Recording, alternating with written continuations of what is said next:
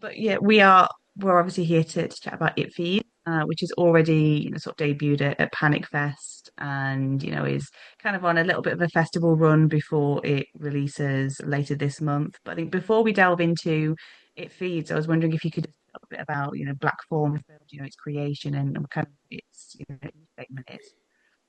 Yeah, absolutely. We actually have two companies. So we have Black Fawn Films, which is a production company which makes feature films, and then we have Black Fawn Distribution, which releases films in Canada. Sometimes Black Fawn Films movies, and oftentimes just other filmmakers' films that we just really like. So yeah, but Black Fawn Films, we've been around for, oh man, getting close to 20 years, maybe between 15 and 20. And we produced over 35 feature films. On top of that, 150 music videos and a bunch of stuff like that over the years. And yeah, like mostly genre stuff. A lot of it's kind of created in house, developed by myself or my business partner, Cody Callahan. But often, we also bring in other projects every so often that, we just really like. We have a movie that we just wrapped on from a filmmaker, first time filmmaker, first time writer. And it's just awesome to kind of, see some new voices in Canada kind of making some waves. So, yeah. And this is what you wrote. How did the idea of this one come about? Yeah, it was strange because I had done a movie called I'll Take Your Dead before the pandemic that I was a co-writer on and directed. And then after that, trying to kind of figure out what I wanted to do next, I had produced a couple films. But, it's always tricky to kind of, I don't know, figure out what you want to do. And kind of in that period of time, I also lost both my parents to cancer. So it's just a very kind of rough time creatively. And, you go through some heavy stuff in life and you're kind of like, you know, what really matters anymore? What do I want to make? What do I want to say? Um, but yeah, it was just an idea that kind of started as it was actually like a weird dream that I had that was just like a little portion of it. Um, and it kind of reminded me of like Stir of Echoes actually, which is just a film that, I think is underrated and it's dated for sure, but I always remember those like hypnotism scenes in it that I always thought were so cool visually. Um, so, anyways, I had the idea and started kind of playing around with it a little bit, and then one day it just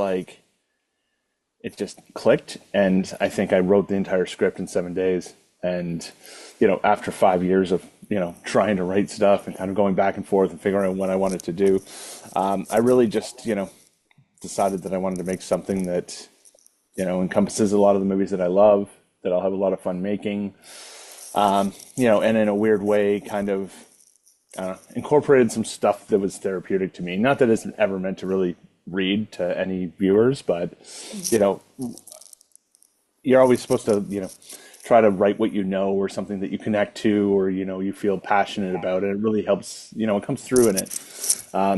And I think there was just a day where it clicked in my head that I was like, like we develop a ton of scripts and treatments and horror movies and things like that that don't go, and read a ton of stuff as well.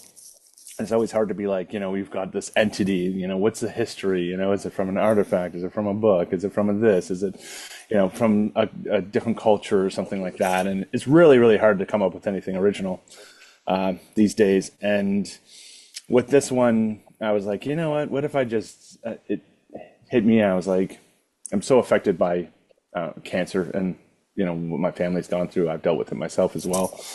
And I was like, what if this thing just for me is like cancer and it just is an entity that just feeds on people and it doesn't have any motives or anything other than it just feeds and destroys, And then when I started thinking about that, then I was like, well, now I'm really excited to create these characters that go beat this thing, And in a weird therapeutic way, it's like I got really excited about that and started writing this. And, that's why, near the end of the movie, this layer that we're in is supposed to be like almost like a big tumor.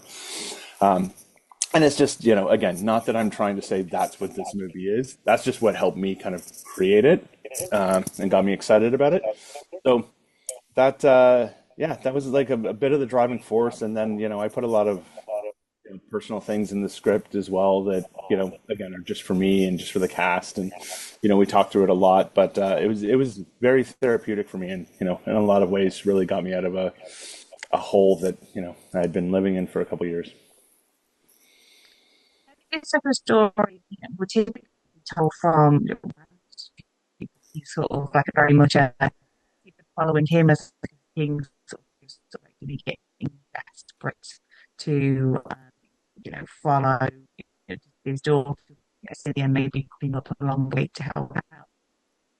What was it about, Cynthia and Jordan that kind of prompted you to and tell the story from there, the people going into like, Yeah, I think, sorry, you're breaking up there a little bit, but I think I got it.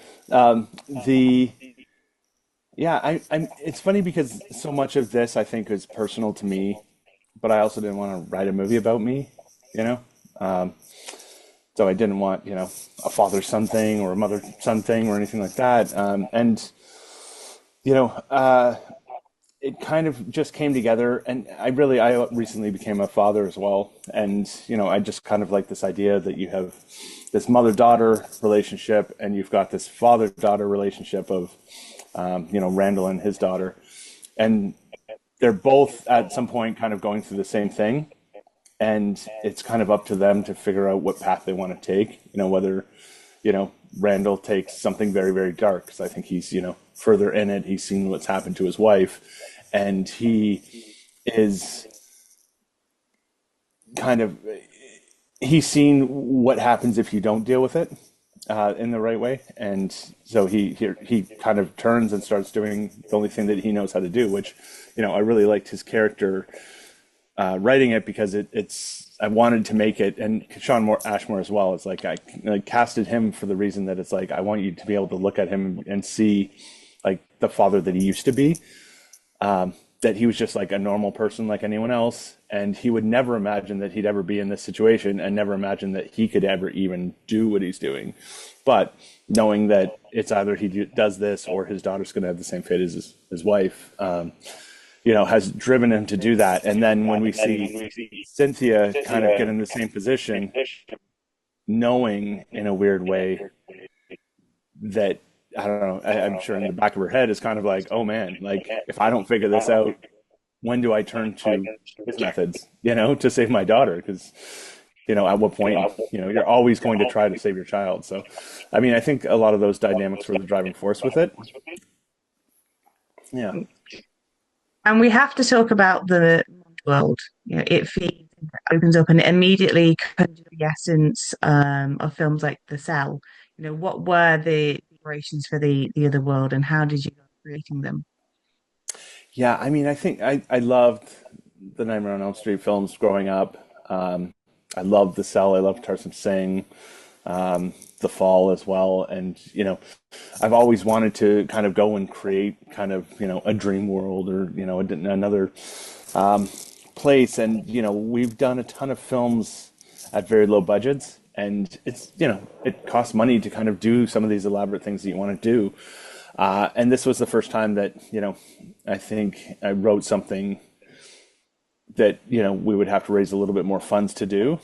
And then, but I mean, I think it was so fun creating those worlds, everything from the set design to, the wardrobe, like every piece of wardrobe that she wears in every one of these worlds is like reflects kind of what that character's mind would create, like in the first one, it's like she's wearing this gold and blue, which is kind of the school colors of the school that, she's going through that's living in this child's mind. And in a weird way, it's like she's kind of regal and fresher in this kind of filthy, dirty world. I mean, that was a lot of fun. And then going through even like, the dress that she wears in Jordan's mind it was actually cut out of the movie, but there was a scene where, Jordan talked about, or Cynthia talked about, this dress that her husband had got her that she hated, but he loved it. And it was the only time he ever bought her a piece of clothing. And, she loved it because he loved it so much or whatever. So it was special to Jordan because of this story. And that's why she's wearing it in Jordan's mind. So, I mean, it was a lot of fun creating those elements and also just finding these locations that felt dreamy, like this house in the middle of a field that, just feels like it's plopped out of, reality and dropped. So it's like we only focus on this house because that's all that matters, right? So I mean, I just had so much fun with that, and yeah, I do definitely love The Cell, definitely like love Nightmare on Elm Street, and I really wanted to kind of pay homage to those two in a way that, like, I'm not trying to hide it for sure. Like even when she's walking up to that kind of dreamy house, it's like we put the keys in that were kind of like Nightmare on Elm Street score, uh, just as shout outs. So, and I think this is the first movie that I've been able to do where I really pulled in a lot of the elements of films that I really, really love, um, to just make something that, I would be excited to watch, I think. Yeah. And independent film always has a schedule. This the added pressure of the main kind of to the what challenge did that? Sorry, I missed that question. It's I was just saying breaking up a little bit. um that independent film always got a tight schedule, but this one the actor strike looming, what challenges that present. Yeah, absolutely. I mean, we got luckily the first place that we went to with the script financed it, which was very exciting.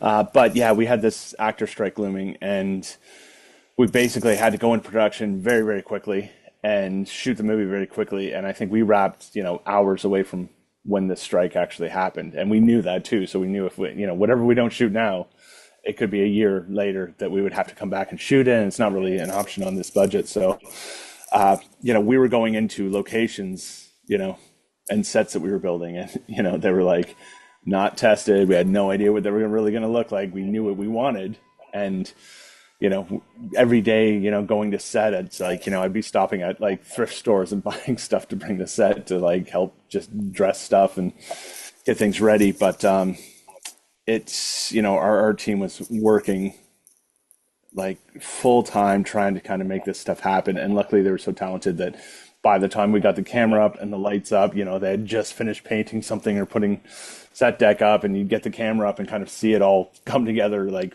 moments before you started shooting. So the whole time we were like really, really like it felt like we were on the verge of like hitting an end cap. And we actually did one day. We got to set one day and it was just like nothing was ready. And we were like, everyone was exhausted. And we were like, okay, everyone put the gear down, everyone grab something, and let's just, as a team kind of pull this together and really help out. So it was a challenge for sure.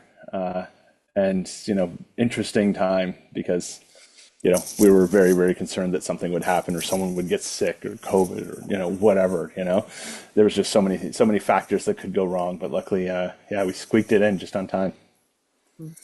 And you've got Ashley Greene from Twilight and Shawn Ashmore from X-Men. They're very familiar faces to audiences. What do they bring to independent productions? Because I find a lot of the time, the actors can sort of like, raise either the profile or money. How do these guys kind of help here?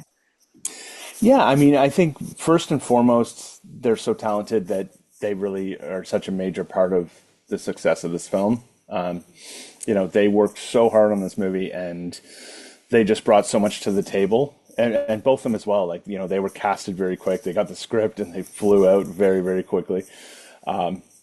So, I think from the time that we signed Ashley to the time that she was on set was like, less than a week. But she was on like just such a pro every day. She took it so seriously, came in, she worked with us in our chaotic schedule. And, we're so lucky to have them. And then, I mean, on top of that, since the film's been done, being able to put it out to the world, and I think, we've got a lot of messages and, seeing a lot of messages from Twilight fans. They're just so pumped to see, Alice in something new. That's also a horror film that's, that she is a full-on lead of. That's been awesome. We just won Best Actress at Panic Fest, which was so cool. And I'm so happy for her for all that. And then Shawn as well, like just, he not only is, done these X-Men films, but, he's done a lot of genre films over the years and a lot of really cool indie stuff too, as well as, he's on The Rookie, and he's just, he's overall too, both of them are just such nice, great human beings and so great to work with that, we've become good friends. And yeah, I feel excited to have met them and had them in the project. And right now, it's just really, really fun to see them getting the accolades and getting, the respect from the horror genre for all the stuff they've done in this movie. And I mean, on top of it as well, everyone too. Juno Rinaldi from Working Moms. It's like people are absolutely loving her in this film. Ellie O'Brien as well. She's I've known her. One of my good friends, Ryan Barrett, who's in A Violent Nature. He was in a movie with her like 10 years ago when she was like a child, like she was like 6 or 7 years old or something. Or anyways, and I had watched that movie, and that was the first time I had seen Ellie. And then all of a sudden, like out of nowhere, her audition tape came in right at the end, like after we had already kind of like made some of our picks, and she was just so awesome, and it was just it kind of felt like stars were aligning in a weird way. So we brought her in, and yeah, like I think within 3 days of her being on set, we casted her, and yeah, I mean it's just been great. Mark Taylor as well, Student Bodies, and a ton of stuff. Cinderella Man, and he was brought a level of professionalism. And I think also on top of that, they're all such pros that it was like going to camera so quickly with a script that was written like that year. Like we usually write scripts for years and like go over them and really finesse them. This one was written so quickly, so there's times where we were on set and I'm like, this is a line, and I'm not saying it's a good line, and this is a hard line to actually deliver for any actor. And then they'd come in and they'd either tweak it a little bit or they'd just be like, no, I can do it, I can do it, and they'd land it. And watching the movie now, I'm always like, yeah, that landed, that landed. That's not a well written line. That's just a line that like gets the point across, and I just super pumped. I feel very, very lucky to have worked with this cast. And I think Cynthia is kind of akin to Insidious's Elise, and that character had several outings. Could you see Cynthia returning in some form in another project? Yeah, I mean, I'd love to, and I've read a couple reviews as well. Saying there's so much more of this world that could be unpacked and so much potential. Um, I'd love to do more, and I'd love to kind of build out this world because it really is so much fun, and I had so much fun writing it. It really just matters the response. Like if people go and see this movie and check it out, and people are asking for it. I mean, I would start writing tomorrow. I'd be so pumped. It's always just tricky with indie films because you make the first one, and then the only people who are going to see the second are the people who have seen the first. So like not enough people have seen the first. Yeah, we've done sequels in the past, and it's as excited as you are and as great as they turn out. It's limited unless people really see the movie. So I'm hoping the movie gets out there, and I hope there's enough response that justifies us going and doing a second one. Or we even talked about a TV series, which I think this could have potential for too. And yeah, Black Fawn are always busy working on new stuff. Is there anything that you want to give a shout out to for people to keep an eye out on? Yeah, we just wrapped a movie called The Undertone. Uh, it's I can't say much about it, but Nina Kiri's in it from Handmaid's Tale, and some of our past films as well. And she's just a tour de force. She's the only speaking role on camera in the entire film, so she holds it all together. And yeah, again, first time director Ian, who's just like very, very talented, artistic. Just sees film in a different way, which is very, very exciting for us. And yeah, I mean, we're just cutting it right now, and the little sizzle that we've got for sales is it's really exciting. So that'll be out, going to festivals later this year. So we'll see how it all goes, but it's yeah, no, we're really, really excited for that one. And then we have some other projects that we haven't announced yet, but we've got a lot of stuff coming down the pipe. So we're excited for it to all come to fruition, and yeah, big kind of shift in a lot of the content that we're making as well. Nice. Well, I look forward to seeing them, and best of luck with it, feeds. Yeah, thank you so much.